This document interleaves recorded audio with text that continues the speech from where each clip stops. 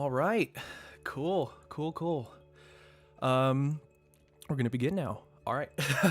All right. Hi everyone. Welcome to the Youtaite Resources stream number 8. Yes, I think I believe we're at number 8. Awesome. Cool. Thank you so much for joining us. This is my first stream, and today we're gonna be doing the mastering basics. So I'm really excited to share some of the information that was passed down onto me to you guys. So while people are getting situated here, hi, hello. This is my first stream, talking to so many people in a stream. So if I sound nervous, please forgive me. I'm gonna settle down in a bit. So here we go. Thank you for coming. I'm Cinnabuns, if you guys didn't know. And today, as I said, we're going to be doing mastering basics. So let's get started. Before I start, I do want to preface that for the first 20 to 30 minutes, I'm actually just going to be doing more of an oral presentation. And as you saw in the Twitter post, I am going to be doing a live demonstration in the end. So yeah, we're going to get there very shortly. But I do want to preface with an oral presentation first. So here we go. Let me just get to the next one. Okay, so what is mastering? So I assume that most of the people here are watching because they do want to learn a bit more about mastering, or they're still not sure about mastering, or obviously, there's different people, different skill sets here, and I'm so excited to share all my knowledge with you guys. So what is mastering? Well, I think an important function of mastering, as you guys may know about the simple definition of mastering, is actually it is the final stage of the audio post-production stage to make any sort of last-minute changes. But that actually is that is only half the battle of what mastering is. The second half of that battle is actually preparing and making sure that all the levels, all the tonal balance, if you will, of the final song is ready for distribution. So yes, that is the simplest definition of mastering. It is the final stage in the audio production process, aka after mixing, to make any sort of last-minute changes and to prepare it for distribution. Oh. Is 1 second, everybody.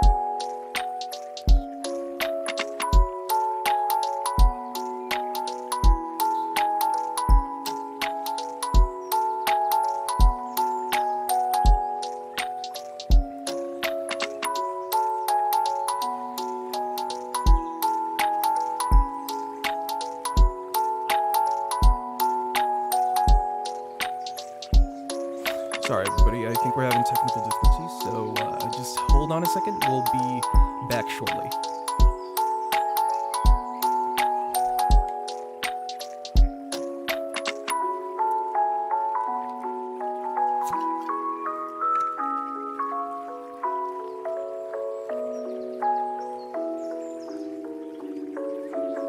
Huh. Hello? Test?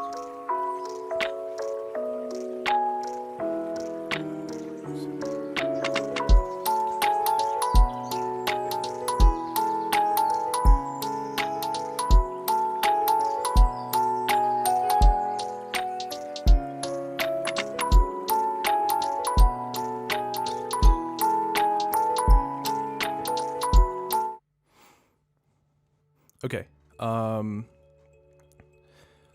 is this fine now? Can everybody hear me? First of all, I just want to make sure everybody can hear me. So the background music isn't too loud.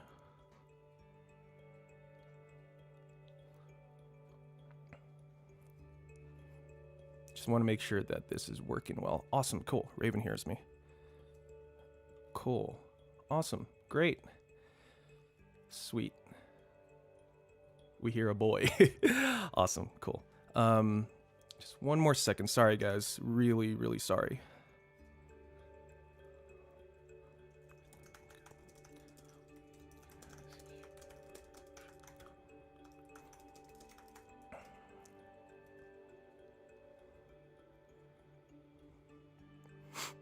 Yes, as Foam said, might be some technical hiccups, but we got this. Awesome. Cool.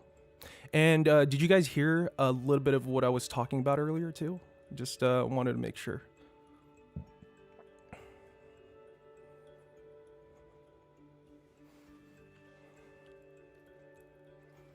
Okay.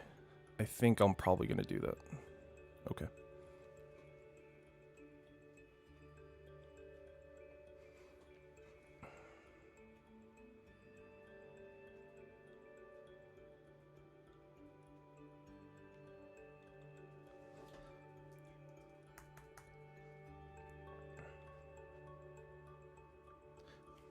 All right.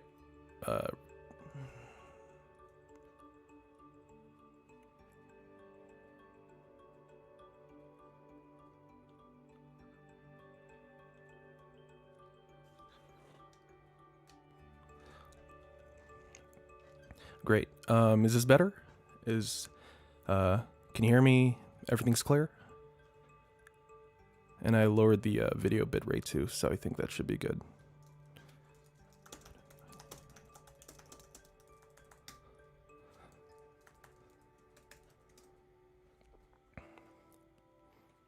Great.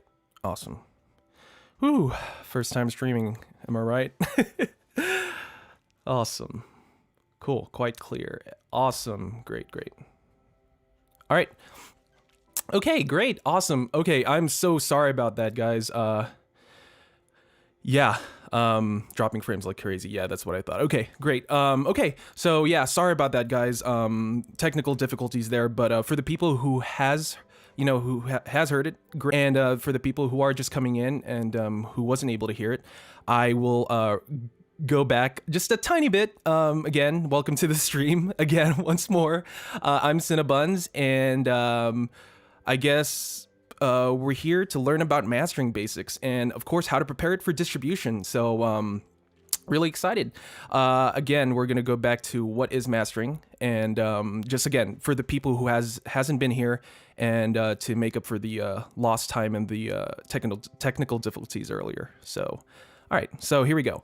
What is mastering? So once again, mastering is, again, the final process of mixing. It is actually after mixing to make any sort of last changes to the mix, whether that's tonal, level, EQ, compression, which is again very similar to mixing, and we will get to the difference between mixing and mastering in a little bit. But yeah, that is just again half the battle of making last minute changes, and the other half of that battle is actually preparing it for distribution, whether that's Spotify, iTunes, Amazon Music, and yes, even YouTube, because YouTube and actually all of these distribution mediums actually has these standards. And again, I'm going to get to that in a little bit. So yeah, that is mastering. But you're probably thinking, and probably no one knew, what makes mastering so important? Why is it so important? What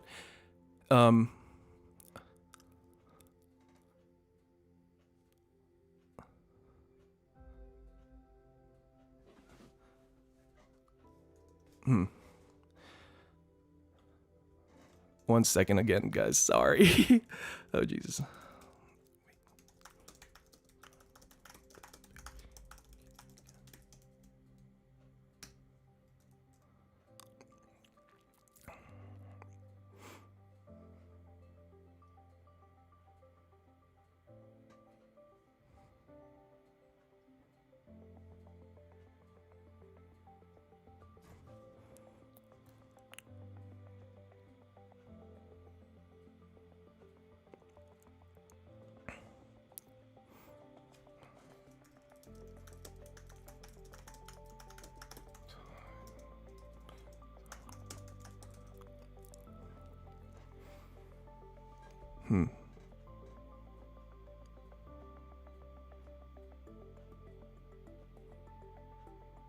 Okay. All right. I'm so sorry, guys. Okay, great. Everybody heard that fine. Sorry. I'm just trying to make sure that everybody here and everybody else can hear it. Awesome. Cool. All right. So I'm going to continue onwards. I'm really sorry, guys. I promise I will make it up with the live demonstration. I promise. But I promise this is a really important part, the oral demonstration that I'm going to be giving to get to the live demonstration. So, okay, so as I was saying, now that I explained what is mastering, and now we got to, I want to segue a little bit to why is it important? Well, if you really think about it, mastering engineers are technically quality control people, right? Because in a way, they not only make sure to see if there's any sort of last minute changes they can do to the tone of the mix. But that's where, again, half of the next battle takes place, is they're going to prepare it for distribution.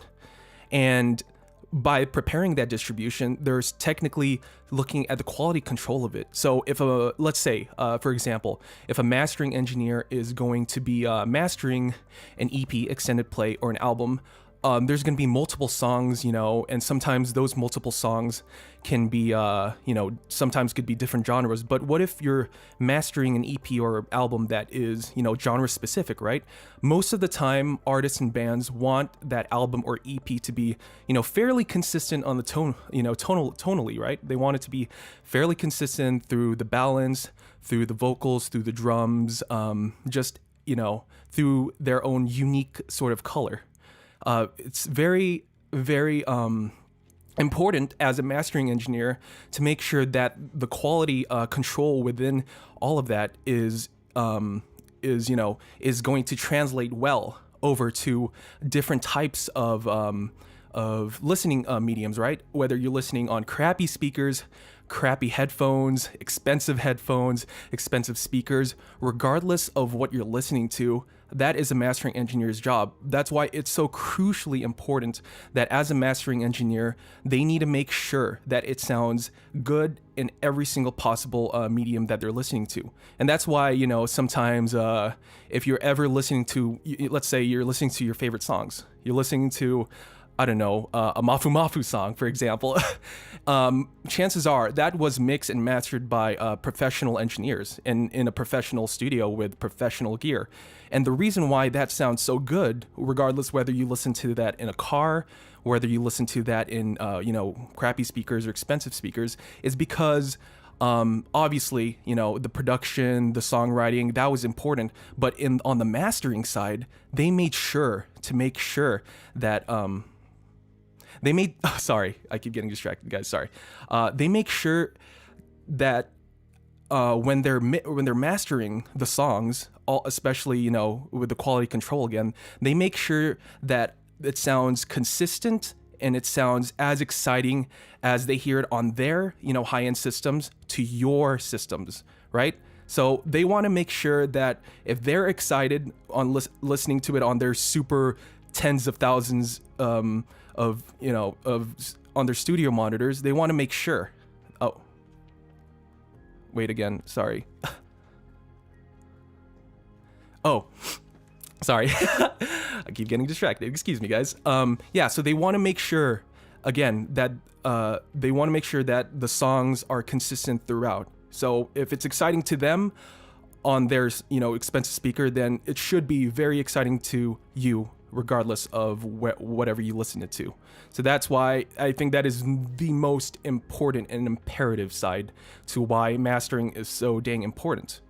And that's the half of the battle of preparing it for distribution, because it's so important to make sure that it sounds good on everything. And again, I am going to be talking a little bit more about that in a sec, especially in the live demonstration. But again, I just want you guys to know, and want you guys to know about this, the fundamentals, because again, like mixing, it's an art. But of course, if you know the fundamentals with these sort of things, then it's gonna really help you in the long run, because it's like, oh, I know what to do now. I gotta make this change, blah, blah, blah. So yeah, that is an extremely important factor of why mastering is important, especially if you're going to be distributing it for commercial use, or if you just want, to really step up your projects, like, for all of you guys and who just wants to make non-commercial covers, then yeah, this is an important factor you can think about when you're mastering. And with that said, lastly, I do want to say how mastering, let me change the thing. Cool, here we go. My next one, another thinking emoji face. Awesome. And I do want to start to divulge into mixing versus mastering, how to approach mixing and mastering as how to approach mastering in a very different, as a separate discipline. Because in a way, yes, mixing and mastering, you are checking the levels, you are using EQ, you're using compression, you are so even automating. Yes, mastering engineers do automate sometimes on very certain occasions, especially with effects. But let's talk about mixing for a moment. For mixing, at least in my mentality of mixing, is I see it as taking individual pieces, right? Whether it's vocals, whether it's the drums, the snare, the toms, the bass guitar, the electric guitar, I'm taking those individual pieces and I'm trying to see how I can make those individual pieces work cohesively together to make a giant piece of the puzzle. Because that's what, for me, that's what mixing is. You're taking those individual pieces together, bringing them together in a cohesive piece, right? You want, for example, like if I'm mixing something, this is how my thought process works. Okay, here we go. I'm mixing something. Oh man, it's a little bit too sibilant on the 10K, 11K area. Let's add a de-esser, but it's still a little bit, brittle. So let's actually add a multiband, right? Oh, and the snare is a little bit too out there. So let's lower that by about 3 to 4 dB, right? So try to think about, that's what mixing is to me. That's my thought process. It's like taking a look again at the individual pieces of the puzzle, and how can I take those individual pieces and bring them all together? That's what mixing is to me. Now, mastering, I approach that very differently, because it's taking, again, with the puzzle metaphor, I'm taking that almost finished puzzle, right? It's like so good, aka this is your unmastered mix. It's like so good. It sounds so good already. It's like, wow, this is great. Like this mix is already sounding good, and it's not even mastered yet. And you know what? If your mix is already freaking good without mastering it, then that means the mixing engineer did their job. They did their job really well, because obviously, you can't get a good master without a good mix. That's just how it is. So again, how I approach mastering as a separate discipline is I think about it in a way where it's like, okay, this is the puzzle piece that is almost finished, right? It is pretty much finished, but what can I do from a big picture? There you go. There's the key word. What can I do from a big picture? What can I do from a big picture standpoint to make this sound even better, right? Like, what can I do to make this sound even better? Well, actually, we're getting ahead of ourselves a little bit, but first, for me at least, this is how I think about it. So if I'm mastering somebody else's mix, right, the first thing I think is, let's take a listen to it. If there is something that needs to be fixed, whether it's a technical issue, if there's like, if for some reason there's like a plop or something, and then obviously I'm going to talk to the mixing engineer about that, and so if they can fix it. But I always think, what can I do to fix it? What can I do to fix this thing, right?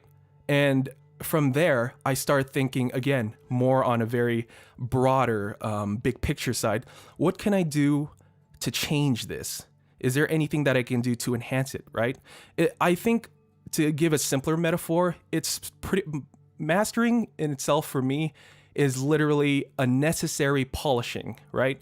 It is the necessary whipped cream on shakes. It is the necessary cherry on top of a cake, or again, a shake. And it's such a necessary thing to make sure that it's not only sounding the best it can be, not only it's going to sound the best it can be, but it's also, again, the half of the battle that I was talking about, about how I said that it's not only is it's the last chance to make any sort of changes to the sound, but also how can I prepare this for distribution? That is the mindset I'm thinking about as a mastering engineer. I want to think about what can I do to this already amazing piece of art, and how can I make it even better? Even though it's already so good, how can I make this, piece of beautiful art even better? What can I add to this? What can I, what does this need a little bit more, oomph? Does this need a little bit more air? It's just these thought processes that I think. So, for example, I'm going to give a mastering example because I did a mixing thought process example earlier. So for my mastering thought process, so I'm like, okay, cool. There's nothing I'm hearing that's wrong. Sounds like everything's pretty dynamic. Sounds like everything is pretty good. It's pretty good so far. But what can I do to add something? Okay, so let's see.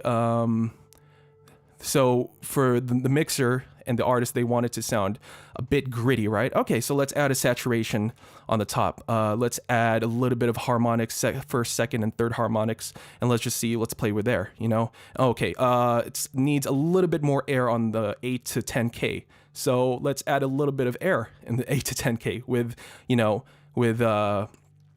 my favorite Pultec plugin.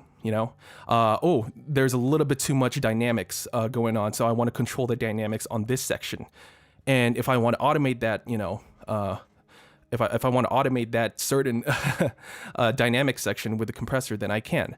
It's just these things that I think about of what it makes it sound so good, and that's what I really think about as a mastering engineer. I want it to sound the best it can be, and I really want to make sure that, again, as I was saying with the why it makes it so important, is I want to make sure that it sounds as good as it can be with all the mediums out there, whether you're listening to it on your crappy speakers, expensive speakers.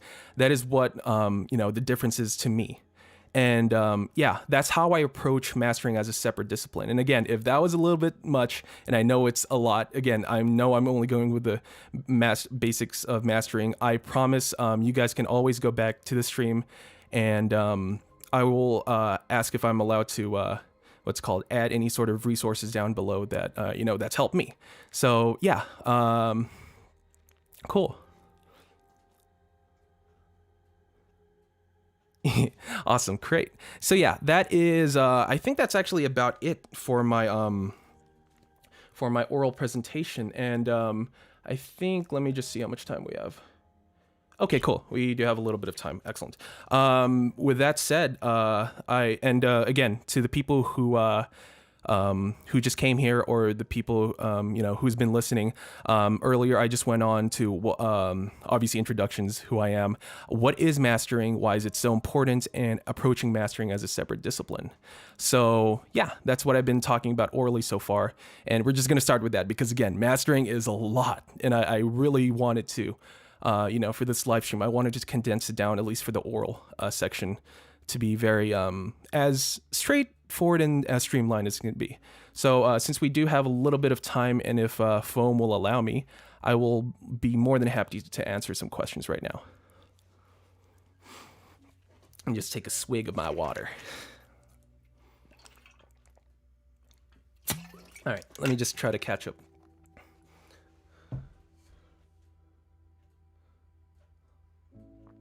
All right, let's see. All right, cool. Mika de Pedal asks, I wonder how it's possible to approach your own work differently, as in, yeah, now I am mixing, and then, okay, now I am enhancing what I already did. I guess, like rendering with art. I mean, yeah, I guess you can try to, that's why, let me explain a little bit more. Like, that's why it's a little bit more difficult when you are mixing and mastering your own thing, right? It is like, in a way, it's like, let's say, I guess if you're doing a career that is sort of the same thing, but not really, because that not really sort of second career is just different enough where it's really hard to actually really do it yourself, even though you can do it, but it won't be the best it can be. Right? Like it's extremely difficult. Of course it's possible. Like I won't deny that. Of course it is absolutely possible. But to get but I won't lie that it is extremely difficult to again to separate those different mindsets between mixing and mastering, because it is similar in a way where you are using similar tools like EQ, compression, limiting, saturation, but the processes of achieving a different end product is actually, that's what differentiates it, a bit more. And again, that's where I'm going back to what I said about how mixing is taking the individual pieces and bringing it together to a cohesive puzzle, and mastering is taking that cohesive puzzle that's pretty much done, but how can I add more to that puzzle to make it even more complete, So yeah. Oh, cool. Okay, I guess that's gonna be the only answer I will answer for now, but I will answer more later. Cool.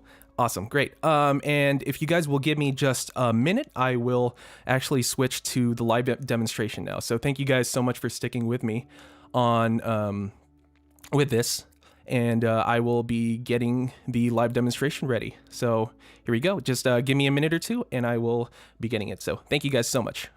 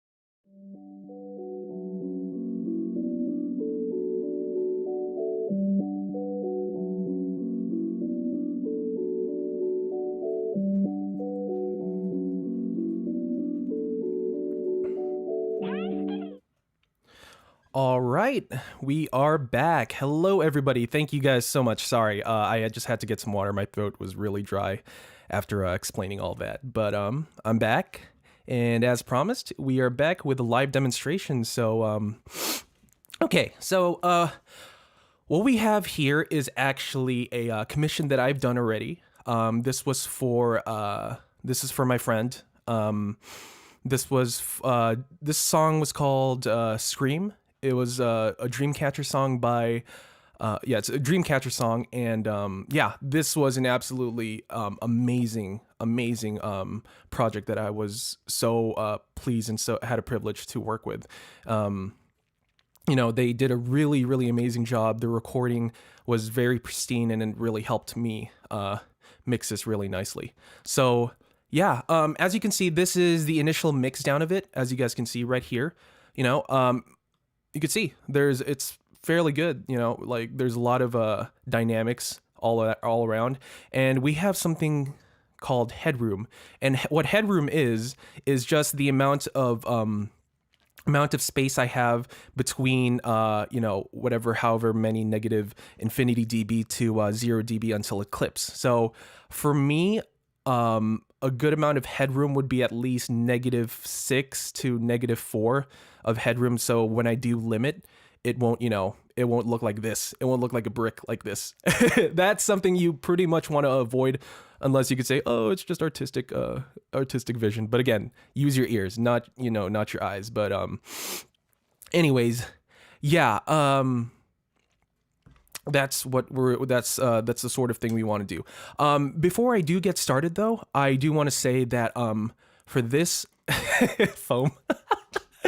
Oh my god, yes, I love it. Okay, before I do get started, though, I just want to say that, again, since this is just the basics of mastering, for today's master, to make things very streamlined and very simple, just so everybody who with all types of with all different skill sets can really follow along, I'm only going to do a regular yes, Mochi.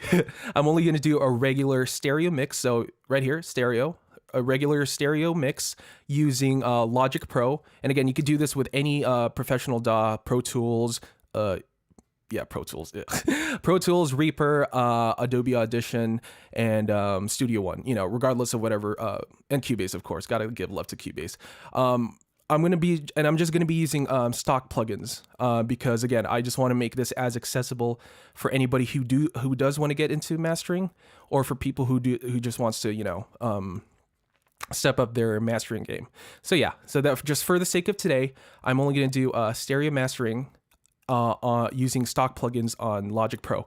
And if I do remember the stock plugin names for certain DAWs, I will point them out as best as I can, so you guys can do it on your own too. So yeah, irregular mono mixes exist. I love it. Oh goodness. Okay. So all right. So going again on the mastering on a mastering mindset. So here's the mix, right? Here's the mix down. So let's first let's take a listen to it, and let's see. Again, this is going to be streaming through audio, so obviously you're not going to get the full quality. But again, this is what we have. So let's take a listen to it. Let's see how it sounds so far.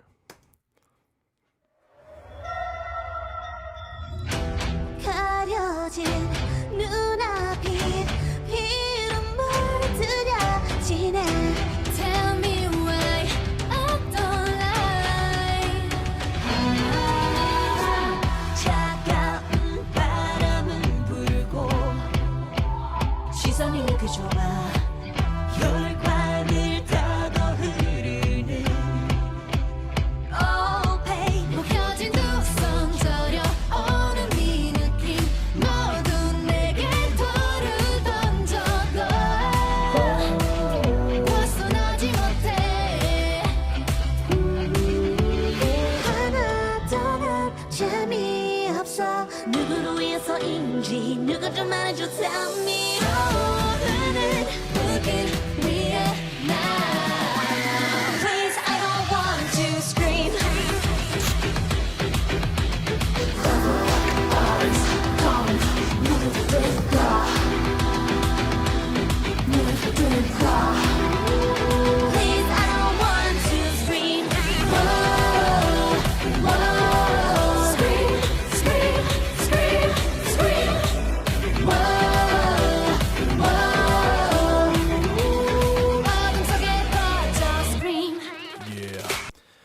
All right, cool. Sweet. So yeah, there you guys go. That's what we're working with so far, and I'm really appreciate I really appreciate you guys your guys' compliments. Thank you so much. I really appreciate it. So yeah, that's what we're working with, right? So it sounds pretty good, right? Sounds pretty good so far. And again, that's this is a testament to what I said earlier. If your mix is as good as it can be without being mastered, then chances are your master is going to sound even better. This is why I keep saying that if your mix is best it can be, then your master is going to be good. I said that twice, and you know what? That's okay, because I'm going to keep saying it, because just try to ingrain that. If your mix is good, it's good. It sounds good. It sounds great already. Hell, if it even sounds good in the car or crappy speakers, then chances are your master is going to sound even better. Foam says, mastering step 1, have a good mix. Exactly. Awesome. Great. So, again, for me, I am definitely much more of an auditory person when it comes to mastering. So of course, I encourage you to use your ears more. But with the dawn of better technology, great, wonderful technology, we have these things called meters. As you guys can see, here's an analyzer. Let me just mute this so you guys can see. Okay. Now what this does is actually analyzes the frequency spectrum of the entire mix, and this is really useful because let me play it for a second.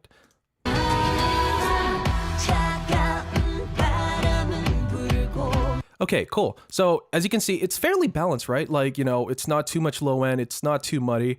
It sounds pretty good, right? And again, this is a really useful tool because this can really help you, at least visually, on what's lacking, what's if there's something too much on a certain frequency, then you can definitely keep that in mind when you're mastering. And of course, like what's called this is what's great about Logic, is because it actually comes with this beautiful multimeter metering plugin. And again, it just gives you everything, right? This gives you what's called the frequency analyzer, LUFS, and we'll talk about that in a bit. Your TP, which is your true peak, I'm going to talk about that too. And your RMS. And again, RMS isn't as important as it used to be, but all you got to know about RMS, it's pretty much LUFS 1.0, and LUFS 2.0 is the real LUFS. But no, I'm just kidding. RMS is just pretty much the average peak and the average level of your entire mix. Again, we won't really talk that much about RMS because RMS isn't really used for for determining measures of mastering anymore. But and you're wondering, Cinnabuns, I don't have Logic, I don't use Logic, and how can I use this analyzer, and how will I get the LUFS, metering and everything? I don't have that. Well, the good news is you can, because to make this accessible for everybody, I found a free plugin called, what is this called? Voxengo SPAN. And this is actually great because, look, it actually gives you the frequency spectrum pretty accurately from what I've heard. It gives you an output volume meter, and actually it gives you a correlation meter, which I didn't talk about. It's actually right here too, this correlation meter. Pretty much, again, I'm going over the basics of mastering, and I am going over distribution, but all you got to know about correlation is this thing right here. If you're, again, without getting too technical, if you're in the green and you're not going to the red, to the left too much, if not at all, then you are golden. That means you are in phase. If you're out of phase, pretty much what's going to happen, if this is always here, right? And I'm going to give an example about this later. If you're always on this, on the red, on the left, then pretty much your song is going to sound like, let's say, let's just say with guitars, if you ever listen to a guitar, it has like a modulation effect, like a chorus effect, and it sounds like super, right? Like it's pretty much just gonna cancel each other out. And like if you increase that amount of modulation and chorus effect on your guitar or even on vocals, then it's just gonna sound way too spread out to the point where you can't even hear it anymore. So that's when, and again, I'm gonna give an example of what that correlation does. But yeah, TLDR, just make sure your correlation is on right here on the right, which is +1. That's just, yeah. So this is +1 right here. Negative, no. Plus, yes. And again, once again, this is free, so it gives you pretty much everything you need right here. And look at that, it even gives you DBFS, and I'm going to talk about that also in a bit. Cool. So yeah, this is a wonderful thing that you can use. And actually, and we are going to talk about loudness just a tiny bit, but yeah, this is a frequency, what's called a frequency spectrum analyzer that you guys can download. It's free, completely free, good for Windows and Mac. So please feel free to have to get this. If your DAW doesn't already have a stock one like this, please feel free to get it. And we'll talk about that in a bit, but yeah, so but once again, let's take a look at the frequency spectrum visually, and we'll see what we can start to do, you know, the first thing we can do to this track to make it sound even better. So let's take a look at this.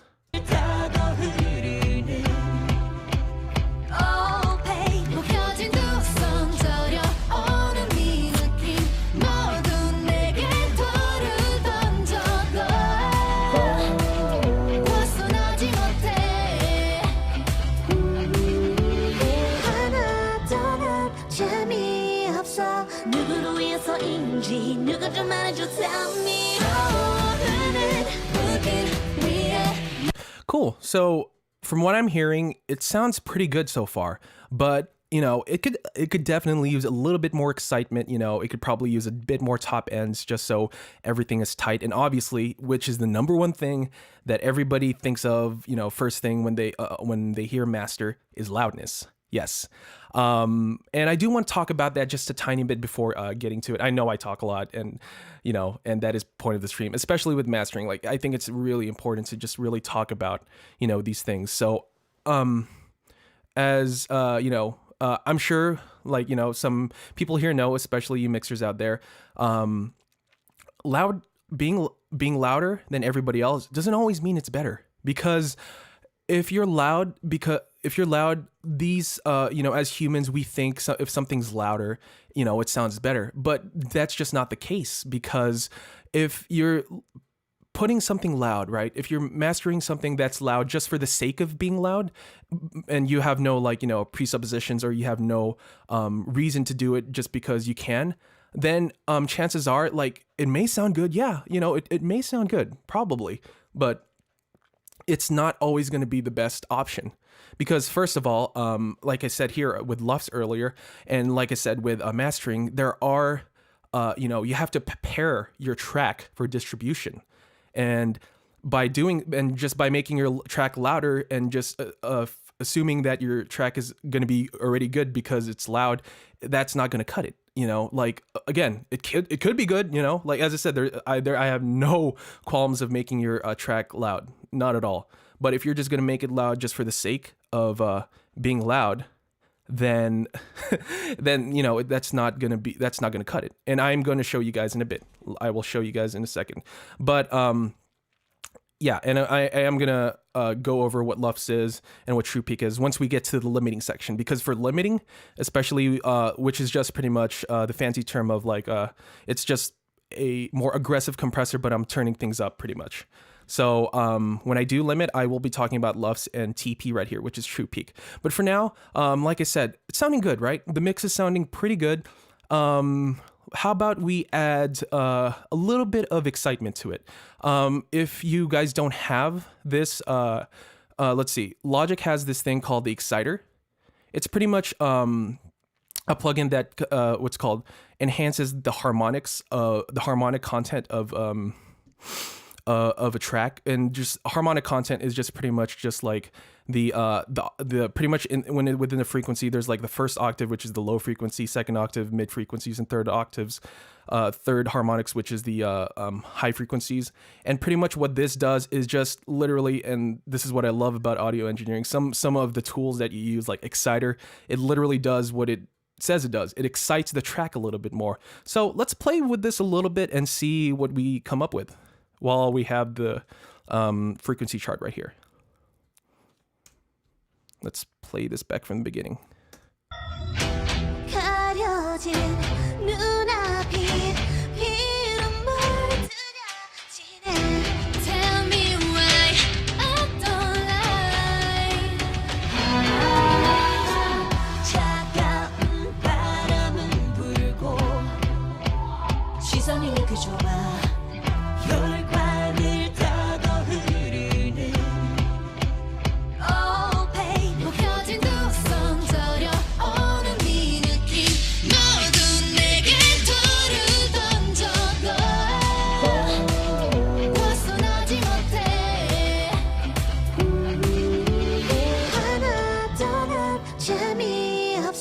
누구를 위해서인지 누가 좀 말해줘 tell me 떠오르는 불길 위에 now Please I don't want to scream Okay, cool. That's sounding pretty cool. So as you guys heard, like the more I increased the harmonics, it excited it just a little bit too much. I was just like, whoa, it's getting too exciting right here. So yeah, as you can see, this exciter plugin is very, very simple because it actually, you can direct it wherever you want the frequency, and that's where it's going to add all the harmonics and the excitement right there. So yeah, so it's sounding pretty good, right? It's just, again, what I'm going for, especially with just this specific master, I want to go for a little bit more subtle mastering because, again, it sounds good already, and I just want to add just a little bit of color from the exciter. I want to add a bit more air to the high end, probably around, let's check. Maybe could use a little bit boost of around the 8K to 10K area. Who knows? We'll check it out. So that's something we can do. So this is the first plugin in that we're going to use for the master chain is an exciter. And again, if most DAWs do have an exciter plugin, and if there isn't, I just please PM me and I will try to find a free exciter plugin that you guys can use. So yeah, that's the first thing we can do. This just adds a little bit of harmonics and a little bit of even just a tiny bit of air in the mid to the highs.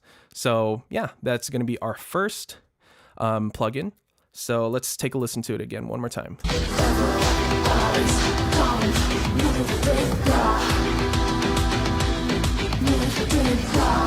Great, cool. And actually, let me just backtrack just a tiny bit. Like, again, since we're doing a very simple stereo master, here's something you can try to think about. Especially if you want to do mastering in a pinch, especially, again, this is just as valid as a mastering. This is just as valid as mastering. If you're going to be mastering with 10 plugins, whatever, it's still going to be valid if you're just doing something simple like this, which is exactly what I'm going to be doing. I'm just going to be doing a simple stereo master with stock plugins so it can be as accessible to you guys as it can be. So I think for me, the pillars of mastering is obviously for me is saturation / exciters. Those are the first thing I usually put in my plugin chain. Then compressors. If I do need to add any sort of compression to dial in the peaks of the track, but so far, I mean, it's fairly dynamic, but not dynamic to the point where I want all of them to be super glued together, because I do still want a bit more dynamics in there. Of course, EQ. So I want to add some equalization. So if I want to fix something, if there's like something wrong with 1K, then I'm going to attenuate it, aka fancy term of reducing the frequency, attenuation.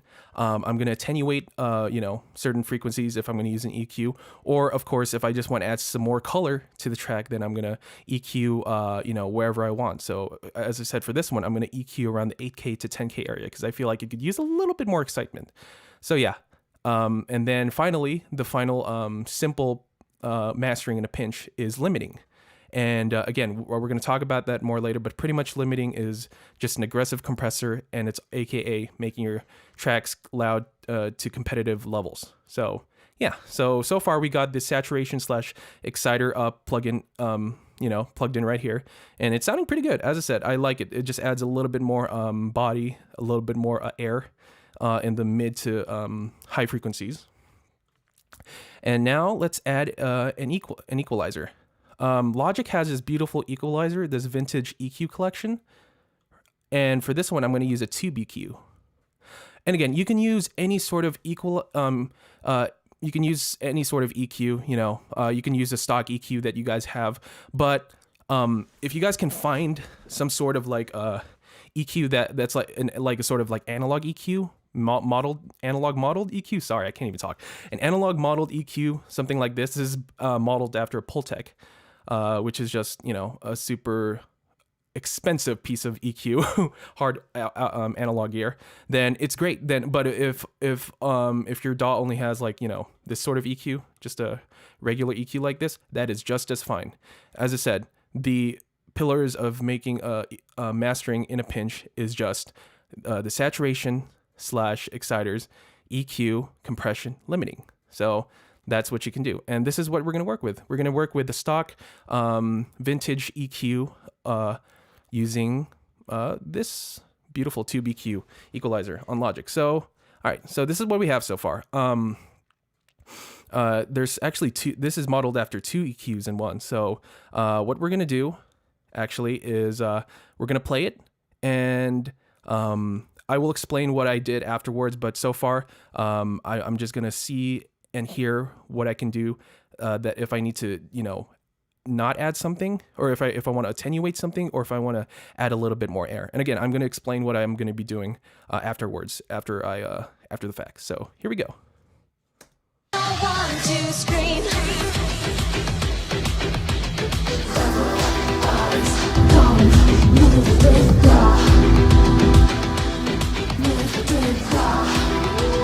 Please, I don't want to scream.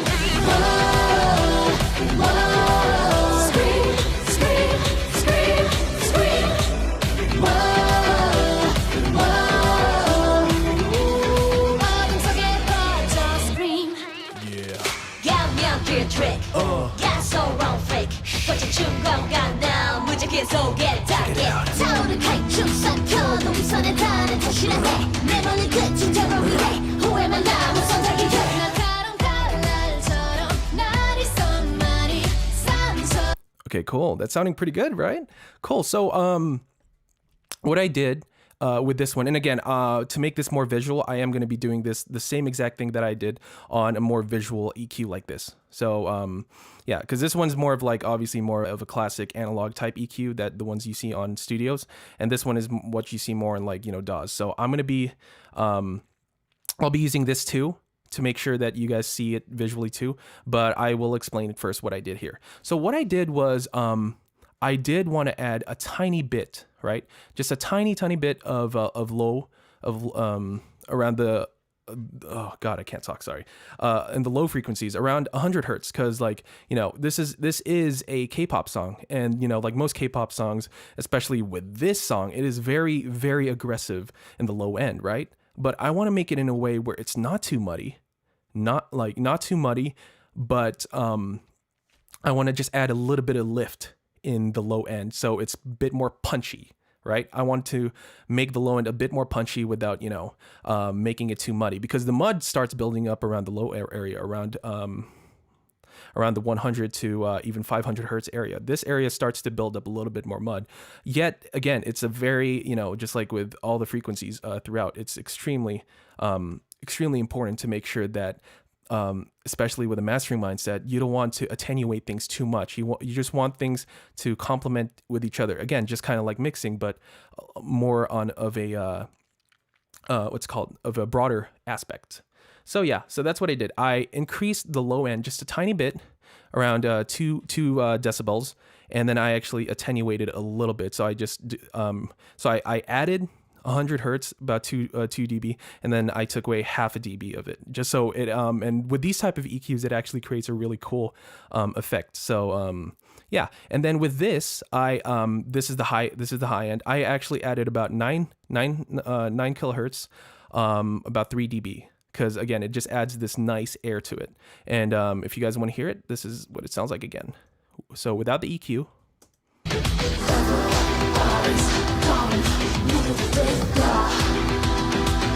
And then with the EQ.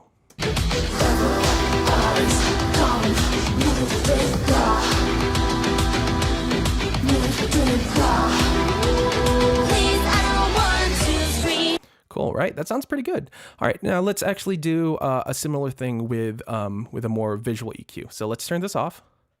Great. And now we're going to do the same exact thing with the visual EQ. This is an EQ that I assume that most of you guys use, especially all those wonderful Reaper people out there.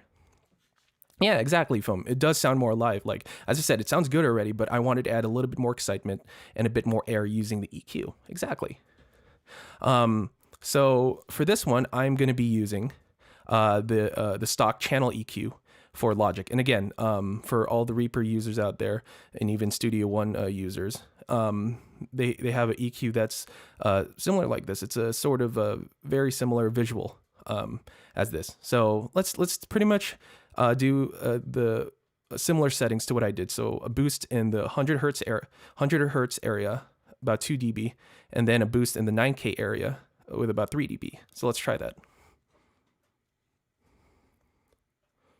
Oh, and pretty much boosting is you're adding gain to whatever you're EQing, and attenuation is going down like this.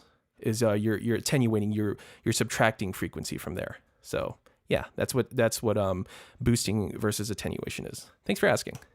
All right, so let's do that. So this is muted, and I'm going to do the exact same settings to this.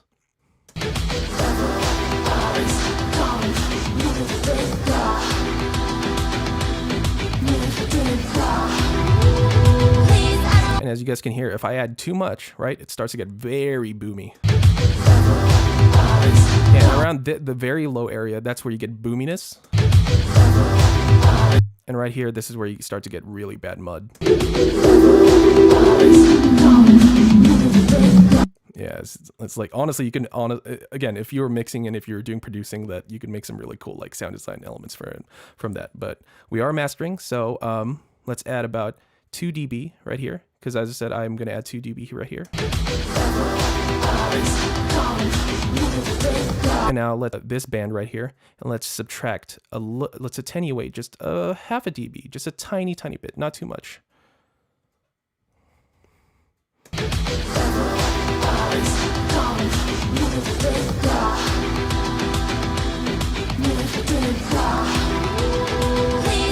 Cool, and that added a little bit more punch to the low end. Now again, let's see what we can add here to the high frequencies, because again, for me it could use a little bit more air.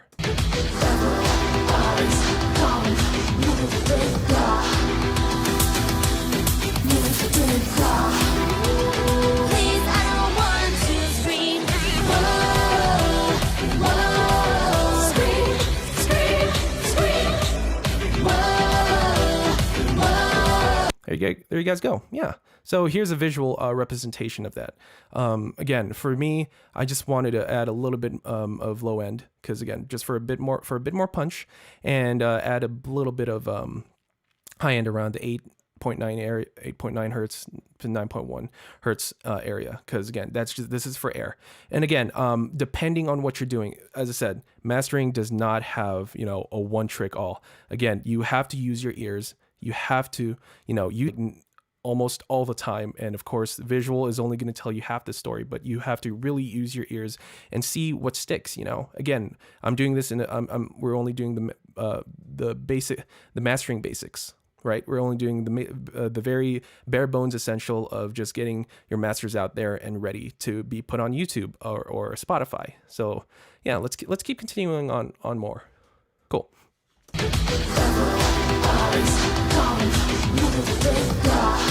And I am fairly happy with it, but I do want to add just a tiny bit more on so my ears, just from this track, I want to add a little bit on the 3.2K.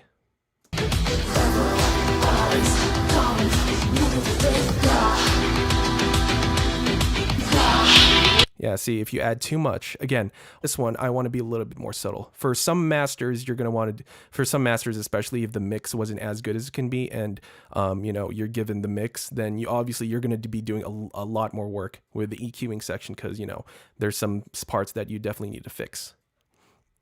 So yeah, that's what it sounds like. It's too much, right? That's really ear piercing, and I hate it. So let's go back here and let's take a look.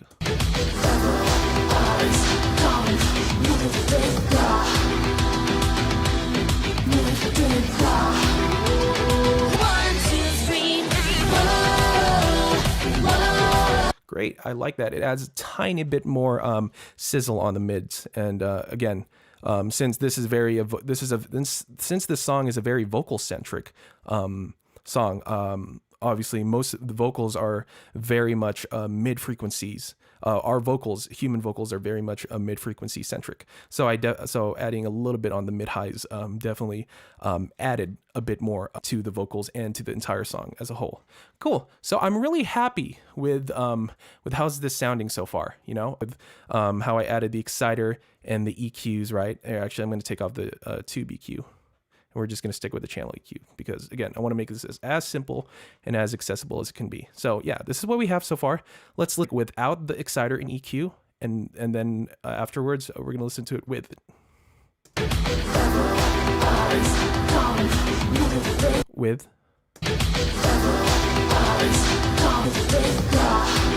Right? It's starting to sound a bit more finished and a little bit more polished, right? That's, again, the testament of what I was talking about.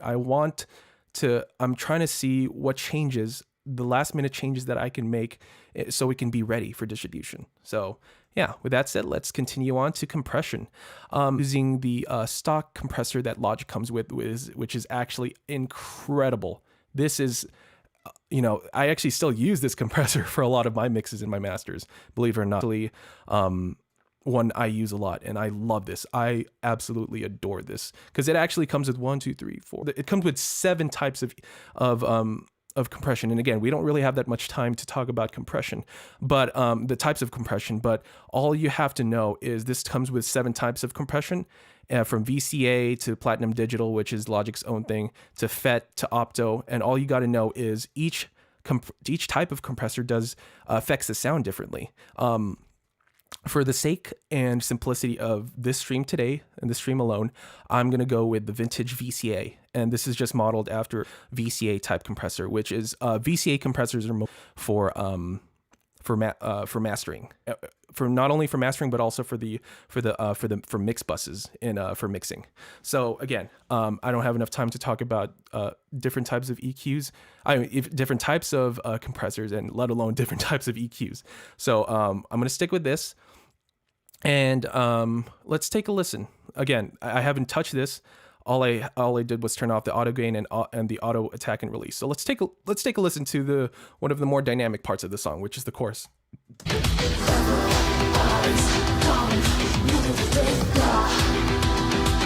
And now without.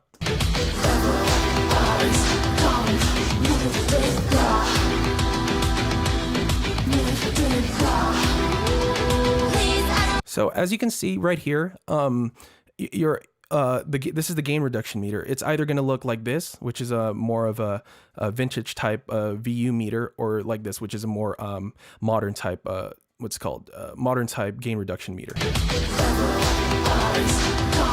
Essentially the same thing. And since I am definitely more old school when it comes to like mixing and mastering, I do like, and this is actually more easier for me because it tells me exactly how much gain I'm reducing. Because as you guys know, what a compressor, it does reduce dynamic range, but it could also control it. So that's why we're going to play with a threshold, ratio, attack and release, knee. And again, I don't have time to explain what a compressor is because again, we are a little bit on, we still have, I don't have all the time to do it, but what I want to do and explain to you guys is when mastering, for me, especially with with a mix that already sounds so good and the dynamics are already pretty much, I don't want to compress too much, because if especially as you guys may know, if you over compress things, it's gonna sound like poo. So let's check this out. I'm gonna increase the threshold all the way up, or rather all the way down, and you're going to see just how much it's going to suck the life out of this.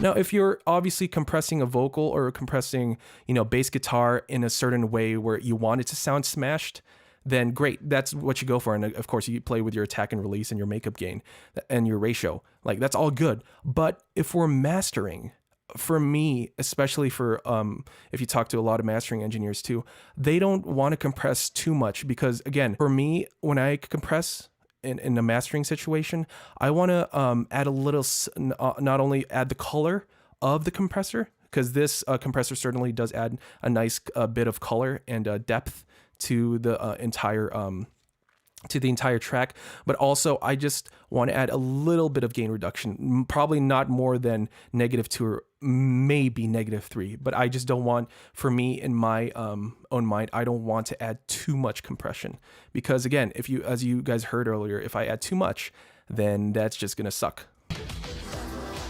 Yeah, that's really bad. So here, let's play around with this. So let's start with about -16 dB for the threshold. For the what's it called, for the ratio, let's keep 3:1. So let's compress a tiny bit more, but this is the trick right here, the attack and release.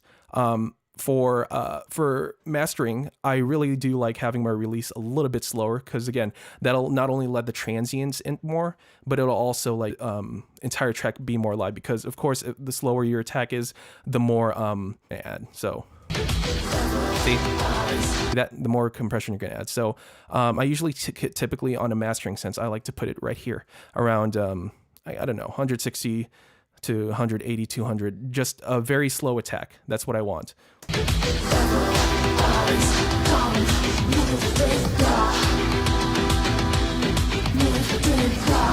Right, cool.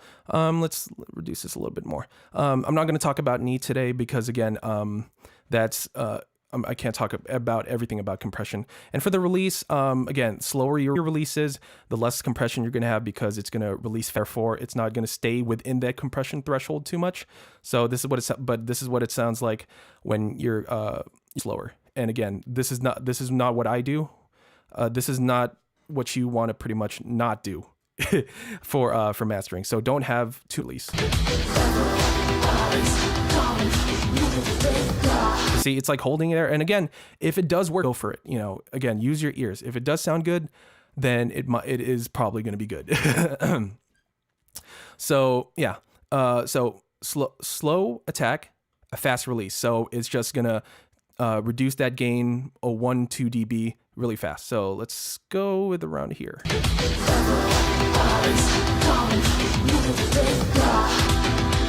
Cool, so I'm not getting too much gain reduction. I'm probably getting barely half. But I want to reduce, I just want to control the dynamics just a tiny bit more. So let's increase the threshold just a tiny bit to about -19 from -16.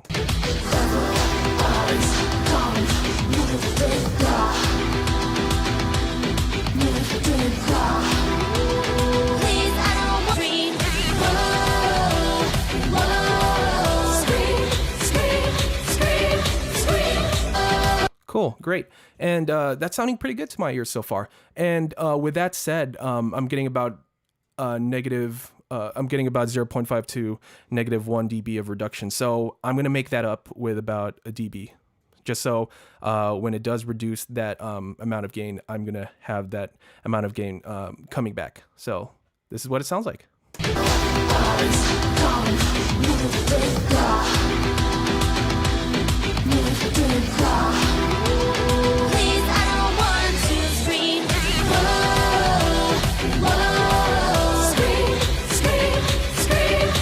All right, so let's listen to that without and with.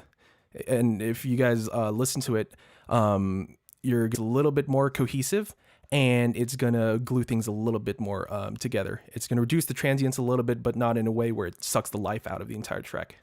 And now I'm gonna add it.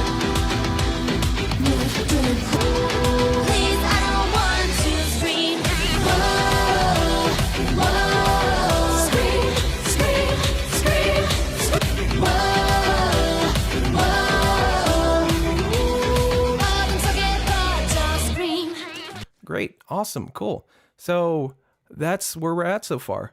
We are almost done. We are almost done with, with a simple stereo master. Cool. We got the saturation slide, we got the EQ, we got the compressor, right? Cool. And just real quick, just for example, just so you guys can see how much of a small difference how much of a big difference actually we've made using very incremental small, updates to the EQ and to the compressor. This is how much of a difference we've made. Or check this out. So without any of the processing,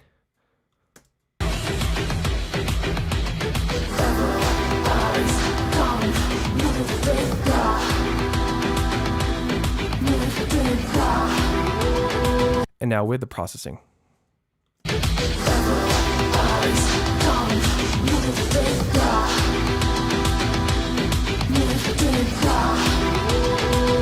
I don't want to scream. Cool. That's sounding so far, don't you think, guys? Right? Sounding pretty almost done, close to being, finished. And now it's going to be getting ready to go for distribution, right? Cool. So now we're going to get to the most about mastering, which is limiting. Yes, limiting. Cool. And as I said, it's just limiting is just an aggressive compressor, but you're adding gain to it, so you make sure that your tracks are as competitive out as all the other tracks. But again, I'm going to talk about that right now. So first, let's actually use the we're going to be using the adaptive limiter right here. Logic's stock limiter. It's a really, really fantastic limiter, honestly, especially for stock. I don't personally use this anymore because, again, just for me specifically, I use different third-party plugins. But again, the limiter that comes and the limiter and even all the plugins that come with your DAW stock are fantastic. You can make some amazing records, amazing sounding songs, singles. You can make something amazing just using stock plugins. Trust me. If you master your stock plugins and not, splurge yourself out and treat yourself, as nice as that sounds, with third-party plugins or even trust me, you're going to be a much, much better engineer. In this case, a much better mastering engineer too, especially if you just work with what you have and, if you just want to get your songs out ready to go, mastered this way, then you're going to be fantastically good to go. Great. Cool. So next thing we're going to do, again, is limiting. And I'm going to explain these a little bit. So right here is you have your gain. This is how much gain you're going to be adding to what's called, to your entire master. It could go up to 12 dB, which is pretty good. There's some limiters, 30 dB, which is the one I use. It's called the FabFilter Pro L2. Shout out to all my FabFilter users out there. Heck yeah, great suite of plugins. Right here is your out ceiling. Now this is extremely important because, as you can see right here, I'm going to do an aggressive thing right now. So let's say I'm going to be limiting, right? And my out ceiling is all the way to 0 dB. And in theory, what that is supposed to do, at least in theory, is it's supposed to make sure that my track doesn't go higher than 0 dB, because if you go higher than 0 dB, then that means you are clipping, right? And look at this.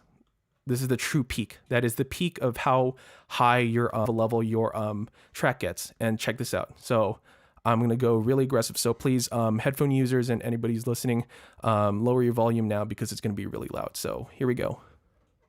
3, 2, 1.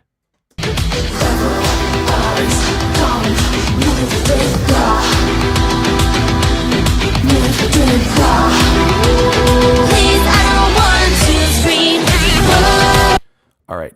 Yeah, that is very, very, very loud. And that's actually very bad because, great, this is awesome. Look, as you can see here, a true peak above 0, right? And that's even limiting the out ceiling to limit it to 0 dB. Why is that, right? Why is that? And, it sounds good, loud, yeah.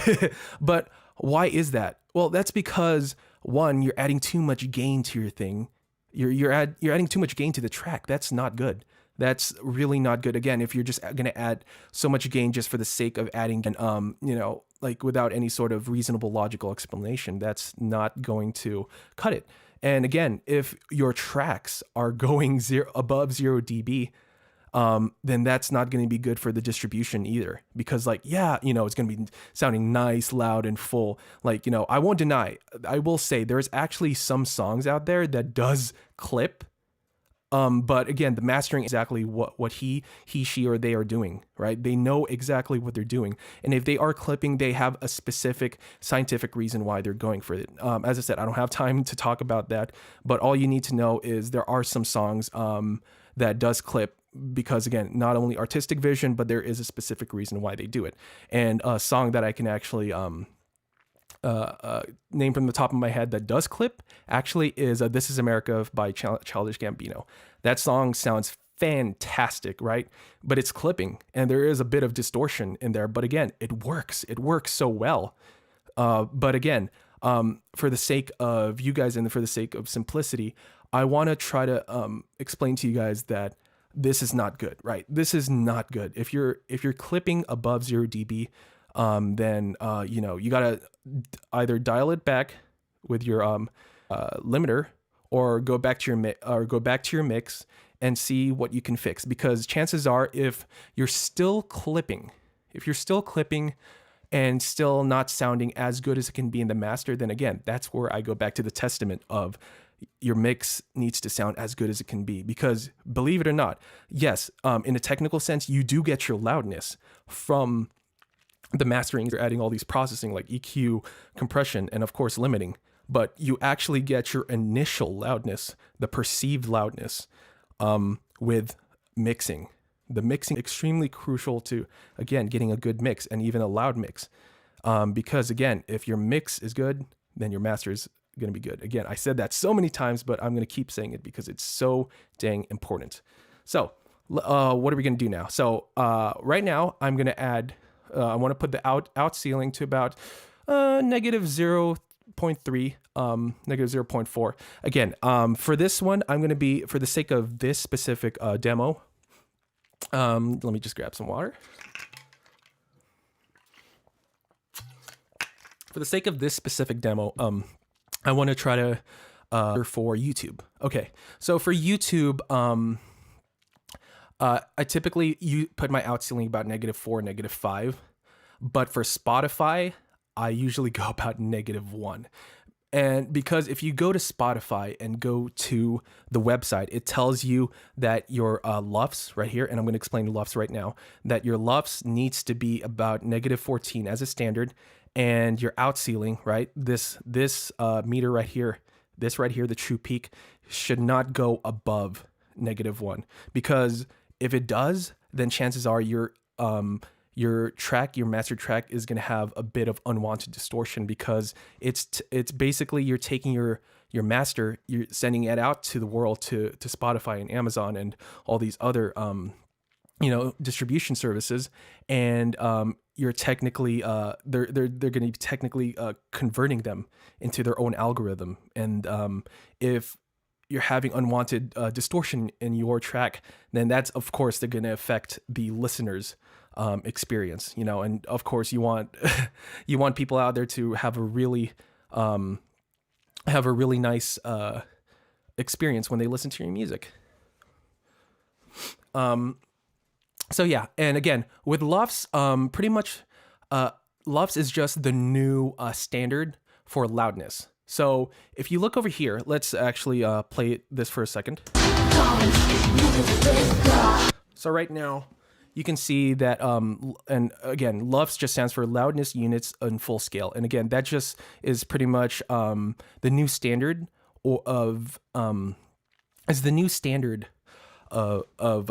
what's called checking out how loud your songs are, because it's really important to take a look at this. But just because something says you should be at negative doesn't mean, again, I encourage you guys, even if it says -14, -13, don't put that as your sole, standard of like, okay, I need to go to -14 because the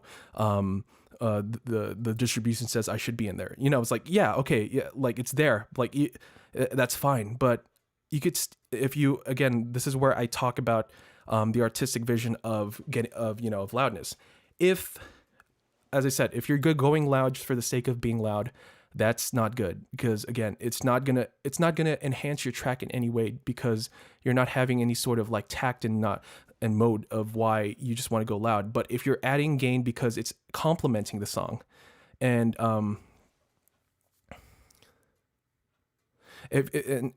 if you're adding loudness that complements the song in some way, especially EDM songs are synonymously for being loud. So there's a reason why sometimes those songs are super loud, because it complements the dynamics of the song, right? But yeah, overall, loudness units at full scale, you're going to want to look at how loud your track is. Right now we're sitting on negative 14.5. And if you do have a loudness units meter, again, if you don't have this specific one, especially if you're not using Logic, I do have another one right here. This one's called Youlean loudness meter, and this is actually there's a version and a pro version, and pretty much the only difference is the pro version. It can measure Spotify, it can measure Amazon, it could just measure more things to it. So yeah, what's called, yeah, download this if you want to, again, this is, as I said earlier, this is so you could get the frequency analyzer for the, the entire spectrum of the song. But if you want to see how loud your songs really are going, especially, with a true peak, if you want a true peak meter, like the one I have, you can download this for free. It's totally free, good for Mac and Windows too, of course. So yeah, check it out. It tells you the short-term, integrated, loudness range, real-time dynamics, average dynamics. And so yeah, check that out. And again, to finish off the oral part of limiting before I do actually start getting to the demo of limiting, all you have to pay attention to is your integrated. Your integrated is pretty much your RMS level, like what's called, like Foam was asking. RMS, again, is just the old standard, right? Is the old standard of measuring how loud a song is, and the new standard is LUFS. So the most important number you got to take a look at is the integrated. On my side here, it's LUI, which is integrated, because the integrated just means that it's the overall average loudness of the entire track as a whole. The short-term loudness, as you can see, is, if I play this,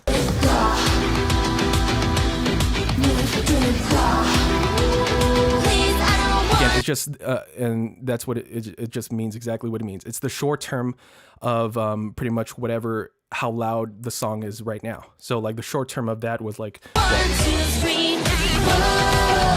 negative 13, negative 12. That was the short term. But again, the most important thing and a very key thing you want to take a look at, especially if you're measuring loudness of how loud your track is the LUI, is the integrated LUFS right here.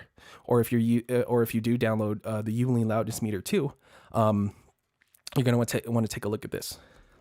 So TLDR, even if Spotify or other distribution websites says that you should be at negative 14 dB, negative 14 LUFS, then that's exactly what you need to go to, right? No, you don't have to go exactly negative 14 LUFS, because it's up to not only you to determine whether you want to make your track loud or not, but you want to try to make your track loud to a point where it complements the song. And I'm going to demonstrate that right now, but I want to try to add the loudness in this case so it doesn't affect the song in a very negative way, which you saw earlier that I went above 0 dB, but also at the same time it glues the song together and makes everything sound, finished to a finished product. So, with all that said, let's get started. Let's start to limit. So for this one, as I said, I'm limiting for YouTube. So I'm going to go around -6, -5. So again, with YouTube, it's great because you don't really hear that much distortion unless you're obviously going above 0 dB. Quick tip, as long as you're not going above 0 dB, especially for YouTube, you are good. And this is where actually I can segue to true peak, because remember how I said true peak is right here? What's great about this limiter, and something that you should keep in mind with most limiters, if not all limiters, is this limiter specifically is great because it has this thing called true peak detection, which is, in theory, if you put your out ceiling to -5 dB, that's where it's going to stay, because I enable true peak detection. But keep in mind, some limiters don't have this. So that's why if you don't have this, you want to put your out ceiling, right, to a little bit less. So just so you don't clip. So you can go about to -6, -7. But since this does have true peak, I'm going to enable it. And some limiters also have this thing called look ahead. It just literally looks ahead of how long it's going to take until you start to limit. So the shorter your look ahead is, the more aggressive your limiting is. The longer you look ahead, the less aggressive your limiting is. So for this one, I'm going to apply I do want this song to be a bit more aggressive. So I will go with 20 milliseconds for the look ahead. So let's try this. Let's start with 0 dB and let's start adding gain until it sounds, sounds fairly consistent and sounds to the loudness that I wanted. And again, making sure that I look at the spectrum, the analyzer, and the true peak and the LUFS right here. So let's do this.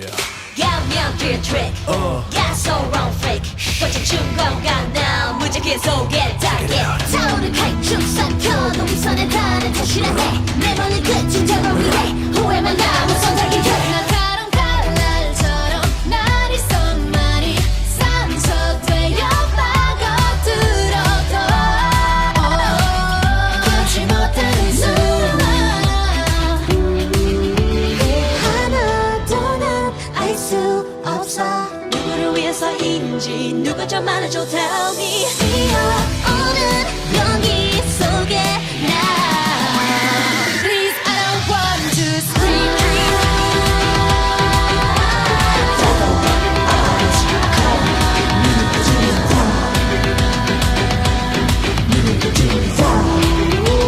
모두 떠나고 다시 눈을 떠 사라져버린 흔적 Can't believe me 슬퍼하지 마라 no more no more no more 나 위해 no more no more no more 네가 원하는 걸 잊어 아무리 없어도 믿어 그렇게 하루 두 보다가 미쳐가 I just wanna make you scream Devil eyes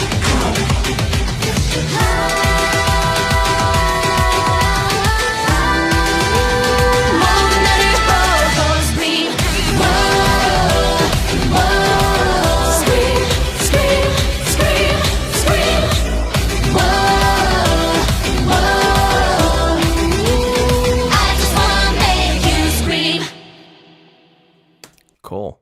Yeah. So there you go. There's we pretty much finished. Great. That is the final and if that's all you want, and if that's sounding good to you, especially with just these 4 plugins, again, it's just, for me, it's just the simplest in a pinch plugin, in a pinch mastering is just saturation / exciters, EQs, compression and limiting. And this is all you want to do, and it's sounding good to you, then perfect. You finished. You pretty much finished, So here, check this out.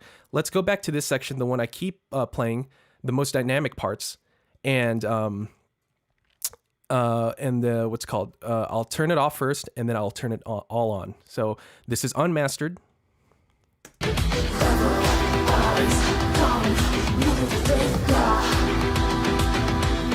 And now let's add all the plugins back, and this is mastered.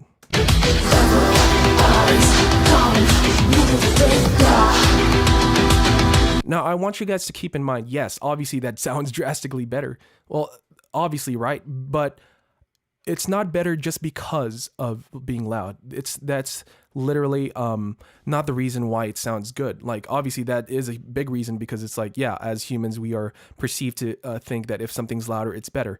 But that's only half the battle. The reason why it sounds so good is because we took into account, at least for me when I was mixing this, I took into account to make sure that when I was mixing, I had the mindset of a mixer, right?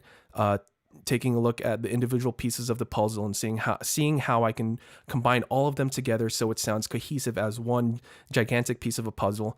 And now, as I was mastering this song with you guys, I wanted to have a different mindset. And because of having a successful mix, right? Because the mix was already good, I didn't have to do much. 2, I just had to add subtle changes so I can have a little of excitement, right? From the first plugin right here, have a little of excitement to enhance their harmonics. EQ a little bit of the low end so I could have a bit more punch. EQ the mid highs so I could have a little bit more sizzle, and EQ the highs around 9,000 hertz so I can have a bit more air, right? And then I compressed just a tiny bit, about half a dB to 1 dB, just so it can be all glued in together and it's controlling the dynamics just a tiny bit. But remember, the more with mastering, don't compress too much. If you're compressing over -3 or -4 or even higher with your entire master, then you should probably go back to your mix and adjust a few settings, probably add a bit more compression on certain parts of the vocal or whatever. But with compression and mastering, I tend to find a little bit more subtle gain reduction for compression. And as for limiting, as I said, don't add gain and don't make it loud just for the sake of being loud. Add loudness because you have an intention of adding that loudness. Add loudness because if it's going to complement the song, right? Like, that's for the artistic aspect. But for the very for the more technical aspect, please, again, if you guys don't have Logic and if you guys don't have these meters, please download Youlean loudness meter so you can check your integrated loudness, right, and your short-term loudness. But again, this is more important, the integrated loudness. It's free. And if you want to have a frequency spectrum analyzer so you can see your frequencies throughout, download this right here, Voxengo SPAN. It's totally free. And you could even check your correlation meter. And actually, I did say that I would explain a little bit more about correlation meter, because as you saw, if you take a look right now, my correlation is fairly healthy, right? It's fairly in the green area, which is fantastic, right? It's great. But what happens, if you guys are curious, what happens if we take that correlation and make it all the way to negative? So what I'm going to do is I'm going to take, I'll use a third-party plugin because it just makes it so much easier.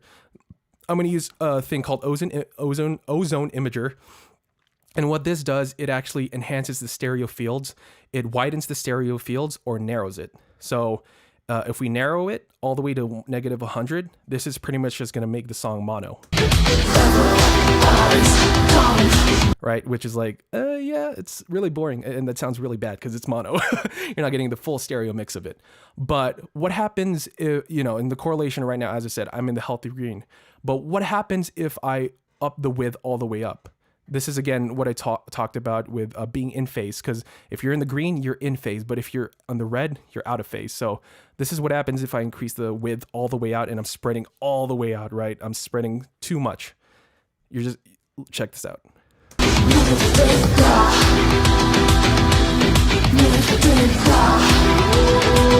I don't want to scream. Whoa, whoa. Whoa, what happened? all the instruments just started to disappear. Everything just disappeared, right? Oh man. So, that's what happens if you go out of phase. Like you start to lose a lot of the definition within the natural elements of, the frequency of the entire song. So what do you do is make sure when you are mixing, right? Even when you are mastering, especially if you're mixing, that that you are within the positive correlation right here on the green. Scream, scream, scream, scream. Whoa, whoa. Oh yes, and again, before I answer your guys' questions and before I do wrap up a little bit, yes, this Ozone Imager plugin, it is free. If you just go on Ozone, on the Ozone website, and you just search up Ozone Imager 2, it's completely free. So again, I'm going to add some links down below if Foam will graciously let me do that after the stream, and I'll add some resources and the plugins that I mentioned earlier. So these plugins right here. Excellent. Yeah. So yeah, great. So yeah, I'm going to add those to the links later. So yeah, there you go. That is our simple stereo master, and this is the basics of mastering. So yeah, thank you guys so much for coming. I really appreciate you guys checking it out. Again, I know I probably skimped on a few things because again, I really, as much as as much as I would love to spend at least 10 or even 12 hours explaining the nuances and explaining very, very specifically on certain things. I know I'm on borrowed time, and I want to make this, and not only that, I want to make this as simple and as streamlined as possible for just simple stereo master. So yeah, I hope you guys can understand, and that is the basics of mastering. So just to wrap up everything, in the beginning, I just obviously introduced myself. I explained what is mastering. I explained what is mastering, why is it important, and how to approach mastering on a different discipline from mixing. And then I gave the live demonstration, as you guys can hear. So and lastly, you guys can take a look at this again. Mastering isn't a one fits all thing. Like you have to have that sort of mindset. Do I need to add an exciter? Do I need to add saturation to this? What will it do if I add it and if I don't add it? Will it excite it more? Yes, but does it really add anything? I don't know. And then of course, the most important is the EQ, the compressor, and the limiter. So yeah, that's something that you guys can take a look at and experiment with yourselves. And so again, make sure that when you guys are when you guys are sending in, when you guys are about to get ready to master your tracks, make sure that your unmastered mix is not only as it has enough headroom. Again, headroom is just the amount of space is just how loud the track is until we reach 0. So I guess the maximum headroom I have for this unmastered was about, let's see.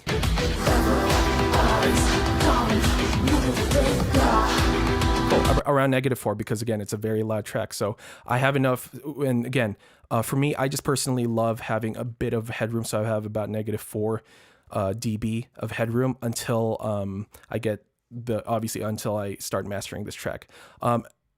Honestly, you could honestly work with any sort of headroom, and as long as you don't go above 0 dB, and as long as you don't clip in your unmastered track, then you could definitely work with any sort of initial unmastered mixdown track. So there you go. Just make sure when you are preparing for your track for mastering, make sure your headroom's good, right? You're not clipping, and make sure that, of course, first of all, it's stereo. It's in stereo, because I know back then, a long time ago, when I used to make the mistake of rendering out my audio in mono. So please make sure you're rendering it out in stereo, and especially please make sure, again, before we do end things, make sure when you are rendering your initial mix down, this is not the master, but if you're rendering out your mix down, make sure it's in the resolution you're in. Make sure you're in the bit rate you want to be in. If you're rendering in 16-bit, because the song was recorded and mixed in 16-bit, then make sure you're in 16-bit. But if you want sure, obviously, most songs and most projects nowadays get mixed in 24-bit, then make sure you're recording in 24-bit. Rendering in 24-bit, sorry. And make sure your sample rate is also whatever sample rate you recorded in. So whether you're in 44.1, 4800, 9600, or beyond, make sure you send those mix downs too. And it's the same thing for when you're rendering it out for mastering. Make sure, like, this was mixed, recorded in 24-bit, and mixed and recorded in 44.1 for the sample rate. So when, for example, I'm going to, let's say I'm going to render this out, right? Press OK, and then I could just render it out to whatever I want. It could be a awesome song by the Awesome Grills, right? It could be something, whatever. So just make sure it's very small nuances. And again, I would explain much more in depth to, the resolution, sample rate. But again, I just want to make this first stream, at least my first stream, as streamlined as possible. So, thank you guys so much. And now I will be able to answer you guys' individual questions, however much time I have. So, cool. Let's see what you guys are saying. Let me see.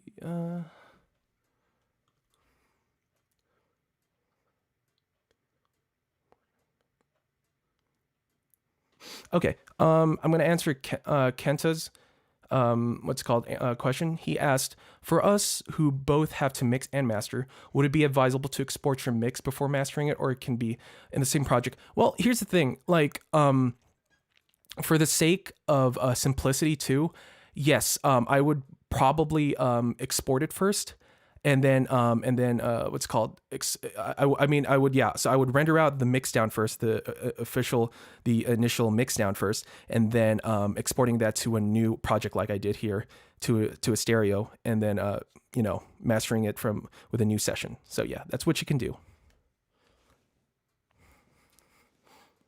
Any other questions?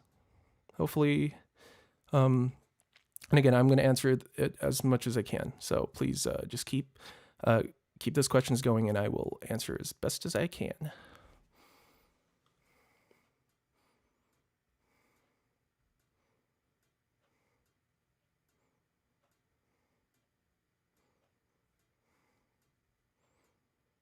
Water Pixeva. If you're already limiting, it's because a limiter and a compressor, while they do technically do the same thing, at least for this specific demonstration, the compressor itself, this right here, it's just to control the dynamics, right? It's not to add any sort of gain or whatever. It's just to control the dynamics. It's just to control any sort of these high peaks right here, right? I just want to control them and control all the dynamics throughout, to the point where it doesn't necessarily take away the gain too much, but also not add gain.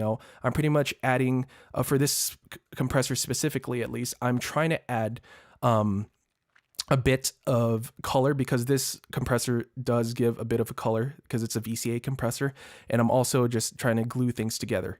And the reason why I'm limiting is because I want to add that the loudness part to this specific master. I want to make sure that because it's limiting, it's pretty much I'm taking the entire song and I'm amplifying it in a way where it's healthy, because I made it healthy to make sure that my out ceiling is -3 and my true peak detection is on, and I want to amplify it in a way where it's that it's presently available and exciting in a way so everybody can have a good time and enjoy the song. So hopefully that answers your question.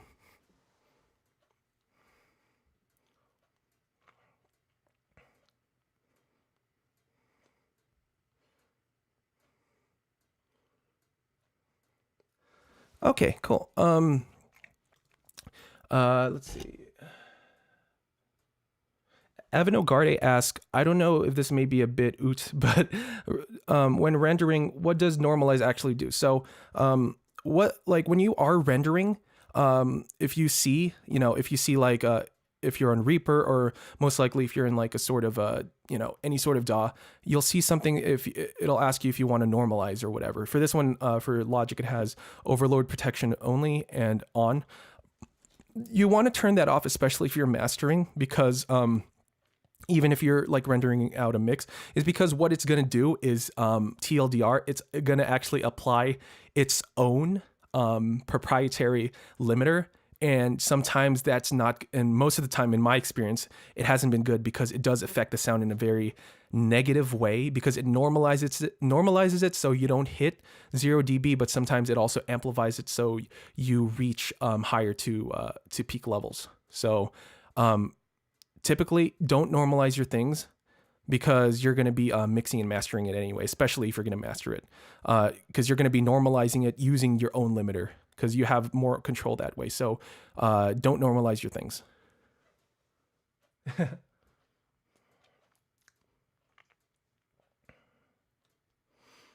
And Connie asked, I don't know if you answered this before, but what are harmonics? I'm not sure what the exciter does, and are there any free ones? Yeah, as I said, I will later on, especially after work. I do still have some work, but after work I will definitely provide some free some links to some free plugins, such as saturators and the ones I already mentioned. So harmonics is pretty much the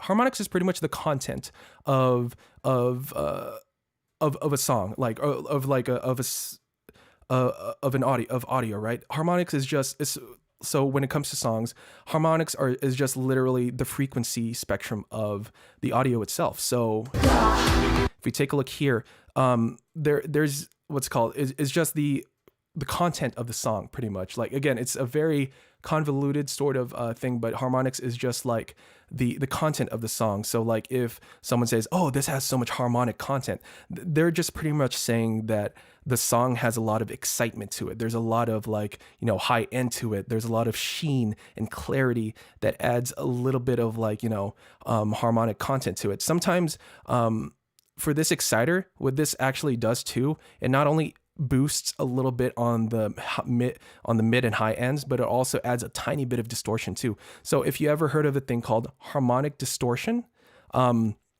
that's actually a term that's very closely similar to like if you recorded in on an analog tape, right? On like on a Struder tape or an Ampex tape, right? That obviously not much people record on tape anymore because we have a beautiful thing called DAWs, which makes our lives so much easier. But the harmonic distortion is pretty much giving us that quote unquote analog sound, right?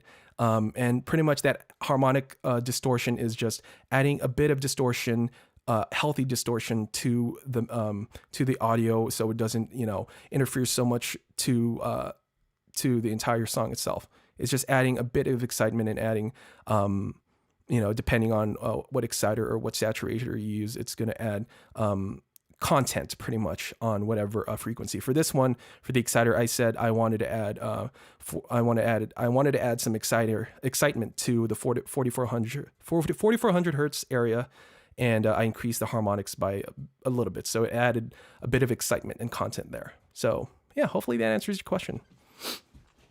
Let's see what's next. Mark, what is your current mastering change? You mentioned using Pro L and was just curious what other plugins you preferred. Let me just see what time it is. Yeah, sure. I won't be able to explain all of it because again, I want to make sure I'm not bringing using your guys' time too much and using Youtaite resources time too much. But actually, this is the same session I used to actually master this song, which is, again, I will link the song, the video, because it's actually out. It's been out for a couple of months now, but I will link the song to the description if you guys want to take a look at it. So this is actually my current mastering chain right here.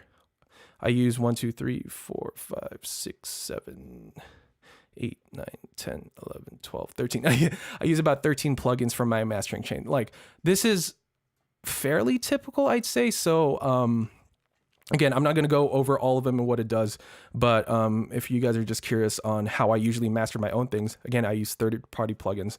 I use this thing called the Ozone Vintage Tape, and this gives me the harmonic distortion, as I said. This gives me the harmonic distortion that I like, because it gives me a lot of freedom of it. I use this thing called the Fab Filter Saturn.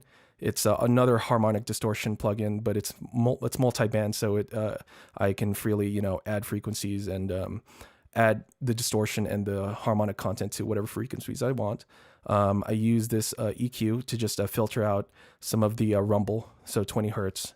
I use this compressor called the Shadow Hills compressor. This is what I use. This is my first compressor that I use to really control the dynamics. This is a beautiful compressor. I love this compressor so much. It's so good. It was so expensive too, but I managed to get a deal for it. So this is from Plugin Alliance. So this is the Shadow Hills mastering compressor. It's great, and I love it. And then from there, I actually do, today was just a very simple stereo mix. And I didn't even go over like the advanced techniques that I do. But for this one, I did a mid-side processing. And for any people who do know mid-side, then you guys know what I'm talking about. So I did a mid-side processing for this one. So mid-side EQ processing. So that's what I did. And then for my next chain, for this specific one, since this is very dynamically rich and very dynamically low-end rich, I added a low-end focus plugin from Ozone. Again, I love Ozone. and then I added another exciter plugin. This is this is more harmonic excitement than harmonic distortion excitement. So this one's from Waves. It's called the Aphex Vintage Exciter. Just add just a tiny bit, not too much, just so there's a little bit of excitement. And then from there, I added another exciter. I added another exciter plugin that, again, this is great because I can actually add excitement to certain frequencies of the song. So I use the Ozone 9 Advanced exciter, so it's great. And then, of course, I'm a huge Universal Audio fan. I do use their plugins, and they're fantastic. They're just so expensive, but when I am able to use it, then I use it. But I used these Pultecs, and I am so used to Pultecs. I've actually used some real analog Pultecs before during audio production school, and they're fantastic. And these are like the closest I've ever gotten to the analog gear. So these sound fantastic. These are the EQs these are the secondary EQs I use to add, again, I can't explain all of them, but I just added a lot of air and color because these Pultecs actually add a good amount of color to them. And then from there, yes, as I told you, I still use the first party plugins that come with my DAW, and I do use this compressor. This compressor is still fantastic, and yeah, so this is the compressor I use after the Pultecs. And then lastly, remember how I talked to you about the Ozone Imager? This is the Ozone Imager Advanced version. If you ever get invested to buy the Ozone suite, this is what you can expect. So I did, yeah. So this is the Ozone 9 Advanced. And then lastly, of course, this is the limiter I use. This is the FabFilter Pro L2. So yeah, this is the beautiful mastering limiter that I love to use. So yeah, I love this limiter. It's so good. It's so transparent or colorful as you want it to be. And it's just, you have everything, right? You have your look ahead, you have your styles, you have your attack release, your transient, and your release channel linkings. You even have oversampling, which is, again, I wish I had more time to talk about mastering and more technical stuff. But again, this was just a simple demonstration. So yeah, that is a typical mastering chain of mine. But again, it could be less, it could be more.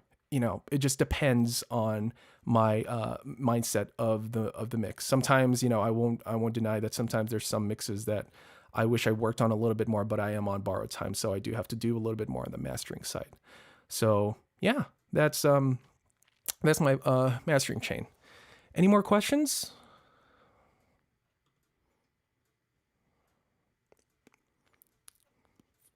Well, I'm here.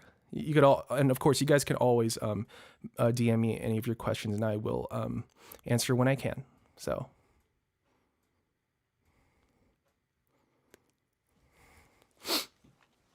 probably give it a few more minutes, maybe.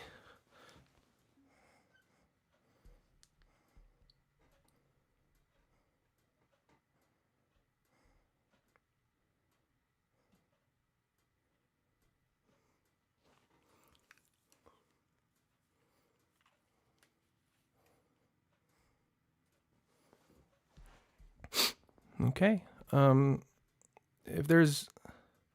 Okay, cool. If there's no more questions, then I'm going to be signing off. Thank you guys so much for joining me. Seriously, it's been such an honor, and it's been so wonderful having this experience, talk about and sharing my knowledge to everybody here. And I'm so sorry for being a bit nervous at first, but again, I did start to warm up with everything. So thank you guys so much. And again, if you guys want to look back on this live stream, you guys feel free to, and I will update the links as soon as I can. So please feel free to hit me up on Twitter if you guys already know who I am, or hit me up here on Discord, on YouTube, and you guys can definitely see what links I have. So just let me know. And I hope you guys have a great day. Please stay safe, and thank you guys so much.